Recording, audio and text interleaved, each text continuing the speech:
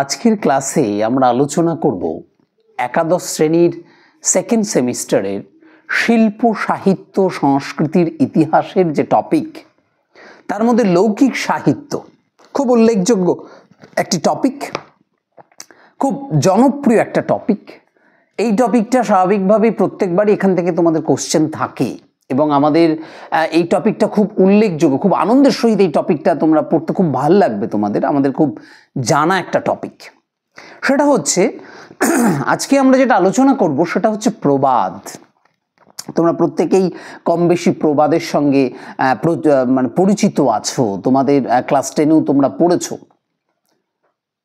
প্রবাদ প্রবচন, খুব দারুণ একটা মানে জানা বিষয়। আমরা যদি প্রবাদ, এই প্রবাদের কি কি বৈশিষ্ট্য সেটা নিয়ে আজকের ক্লাসে আমরা আলোচনা করব। খুব মজাদার একটা টপিক। প্রবাদটা স্বাভাবিকভাবে একটা নির্দিষ্ট সময়ে, নির্দিষ্ট একটা সমাজ, সেই সমাজ জীবনের মানুষের মুখে মুখে প্রচলিত, তার নির্দিষ্ট কোনো কে লিখেছে, কারা লিখেছেন তাদের কোনো পরিচয় নেই, কিন্তু মুখে মুখে প্রচলিত এই প্রবাদ।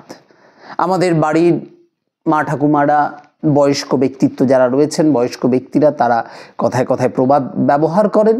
প্রবাদগুলো তুলনামূলকভাবে তথাকথিত সত্য ঘটনা, সত্য বিষয়গুলো নিয়ে প্রবাদ রচিত হয়, প্রবাদের আলোচনা হয়, সেগুলো কিন্তু মুখে মুখেই প্রচলিত হয়ে থাকে। সেই প্রবাদের বৈশিষ্ট্যগুলো আজকের ক্লাসে আমরা আলোচনা করব। ফার্স্ট পয়েন্ট কি বলেছে বৈশিষ্ট্য, প্রবাদের বৈশিষ্ট্য কি কি হতে পারে। ফার্স্ট পয়েন্ট বলেছে প্রবাদের আয়তন সংক্ষিপ্ত, প্রায়শই একটি মাত্র বাক্যের, কখনো কখনো দুটি বাক্যেরও হয়ে থাকে। কি প্রবাদ? ফার্স্ট পয়েন্ট খুব ভালো করে মনে রাখো যে প্রবাদ সংক্ষিপ্ত হয়, বেশি বড় লাইনের নয়, সংক্ষিপ্ত। কখনো কখনো সেটা এক লাইনের হতে পারে, কখনো কখনো সেটা দু লাইনে হতে পারে। যেমন আমি একটা উদাহরণ, কি আমরা যদি বলি কথায় কথায়, আমরা প্রত্যেকেই কম বেশি এই প্রবাদগুলো ইউজ করি। এই প্রবাদগুলো হচ্ছে আমরা বলি না, যেমন গোবর হচ্ছে ঘুটে পড়ে গোবর হাসে, এটা একটা খুব উল্লেখযোগ্য প্রবাদ, এটা আমরা সকলেই কম বেশি ব্যবহার করি। এই যে প্রবাদগুলো ছোট, কখনো কখনো সেটা এক লাইনের হয়, একটি বাক্যের, কখনো কখনো আবার দুটি বাক্যের হয়। তাহলে এই যে প্রবাদগুলো, এই প্রবাদগুলো কি হয়? সংক্ষিপ্ত। তাহলে ফার্স্ট পয়েন্ট খুব কঠিন নয় পয়েন্টটা, যে প্রবাদ সংক্ষিপ্ত হয় এবং কখনো কখনো প্রবাদ একটা বাক্যের হতে পারে, আবার অনেক ক্ষেত্রে দুটো বাক্যরও হয়ে থাকতে পারে। 2 নম্বর পয়েন্ট কি বলেছে? প্রবাদের অপর বৈশিষ্ট্য রচয়িতার নামহীনতা, যেটা আমি একটু আগেই তোমাদেরকে বললাম, যে রচয়িতা কে লিখেছেন তার কোনো পরিচয় থাকে না।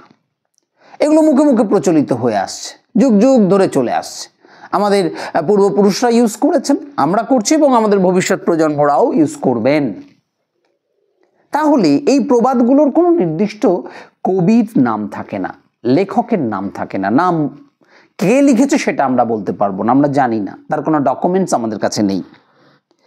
কিছু ব্যতিক্রমী ছাড়া কবে, কোন যুগে, কোন প্রবাদ সৃষ্টি হয়েছে তা নির্দিষ্ট করে জানা যায় না। এই প্রবাদগুলো কবে হয়েছে, কি হয়েছে, কে লিখেছে, কোন সময়ে লেখা হয়েছে, এটা সম্বন্ধে কারো কাছে কোনো ক্লিয়ার ধারণা নেই। 3 নাম্বার, প্রতিটি প্রবাদই হলো লোক অভিজ্ঞতা এবং লোক দর্শনের একটি সুসংহত এবং সুন্দর ভাষাগত প্রকাশ।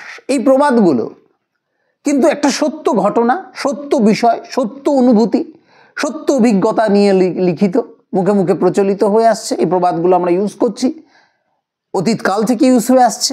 তো এই প্রবাদগুলো কোনো লোক অভিজ্ঞতা বা লোক দর্শন থেকে কিন্তু উঠে এসেছে। তাহলে এই প্রবাদগুলো আমাদেরকে মনে রাখতে হবে, এগুলো কিন্তু প্রত্যেকটা প্রবাদই কিন্তু অতীতকাল থেকে প্রচলিত। প্রবাদকে সার্থক করে তোলে এর সরল প্রকাশভঙ্গি ও সহজ ভাষা, খুব সহজ সরল ভাষা এবং সুন্দর প্রকাশভঙ্গি। এক লাইনের মাধ্যমে একটা গোটা থিমকে বাইরে বের করে নিয়ে আসে। এক লাইন, প্রবাদগুলো কখনো এক লাইন, কখনো দু লাইনে হতে পারে, কিন্তু সেই কথাগুলো, সেই প্রবাদগুলো যেন এক পাতার লেখা যায়, যেগুলোর মধ্যে অনেক ঘটনা ঢুকে রয়েছে, তার ফুলফিল একটা ডেফিনেশন প্রবাদগুলোতে থাকে। প্রবাদের মধ্যে প্রধান হয়ে ওঠে ব্যঙ্গ, শ্লেষ ও বক্রোক্তির সুর।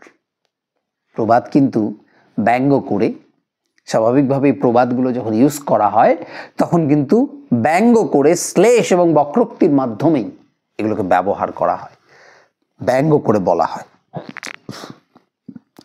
আত্মসমালোচনা ও কখনো কখনো প্রবাদের বিষয় হয়ে ওঠে। কখনো কখনো প্রবাদের যে বিষয়গুলো সেগুলো আত্মসমালোচনা, নিজের সমালোচনা করে থাকে, সেই প্রবাদগুলো কিন্তু আত্মসমালোচনার বিষয় হয়ে ওঠে। প্রবাদের আরেকটি বৈশিষ্ট্য হলো তার বিষয় বৈচিত্র্য। প্রত্যেকটা টপিকের, প্রত্যেকটা সেন্সের, প্রত্যেকটা সিচুয়েশনের প্রবাদ আছে, তার বিষয় বৈচিত্র্য আছে। একটা ঘটনা ঘটলো সেই পরিপ্রেক্ষিতে এই প্রবাদ, আবার অন্য একটা ঘটনা ঘটলো ওইটার পরিপ্রেক্ষিতে এই প্রবাদ। তার মানে কি প্রত্যেকটা আলাদা আলাদা বিষয়ের আলাদা আলাদা প্রবাদ, অ্যাপ্রোপ্রিয়েট প্রবাদ আছে। আমাদের সাহিত্যের মধ্যেই সেটা ছড়িয়ে ছিটিয়ে আছে। তাহলে এই প্রবাদগুলোর কিন্তু প্রচুর ভ্যারিয়েশন দেখা যায়, এর বৈচিত্র্য দেখা যায়, এর বিষয় বৈচিত্র্য দেখা যায় প্রবাদের। এই পয়েন্টগুলোই প্রবাদের সাধারণ বৈশিষ্ট্যের মধ্যে পড়ছে। তোমরা খুব ভালো করে টপিকটা পড়বে এবং সেই প্রবাদের বৈশিষ্ট্যগুলো মুখস্থ রাখবে। এটা কিন্তু খুব উল্লেখযোগ্য এবং ইম্পর্টেন্ট একটা টপিক, ইম্পর্টেন্ট একটা কোশ্চেন্স। আমি চাইবো যে তোমরা এই কোশ্চেনগুলো খুব ভালো করে মন দিয়ে পড়বে। যদি কোনো প্রশ্ন থাকে অবশ্যই আমাদেরকে জানাবে, আমরা উত্তর দেওয়ার চেষ্টা করব।